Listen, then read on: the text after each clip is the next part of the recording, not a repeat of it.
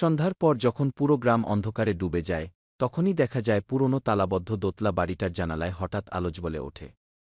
এই বাড়িটা ছিল রায় সাহেবের, যিনি প্রায় ৫০ বছর আগে রহস্যজনকভাবে নিখোঁজ হয়ে যান। কেউ ও বাড়ির কাছে যায় না। গ্রামের মানুষ বলে রায় সাহেবের আত্মা এখনও সেই ঘরেই ঘোরে। একদিন সাহস করে গ্রামের এক কিশোর, নাম আরিফ, বন্ধুদের সাথে মশাল হাতে ঢুকে পড়ল বাড়িটার ভেতর। সব দরজা বন্ধ, কিন্তু উপরে একটা ঘর হালকা খোলা। আরিফ ধীরে ধীরে ওপরে উঠল। হঠাৎ একটা শীতল বাতাস বয়ে গেল, আর ঘরের দরজাটা আপনাতেই খুলে গেল।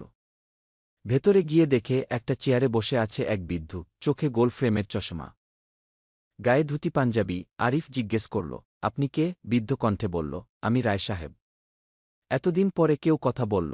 আরিফ আর কিছু বলার আগেই পুরো ঘর ঝাঁকুনি দিয়ে অন্ধকারে ডুবে গেল।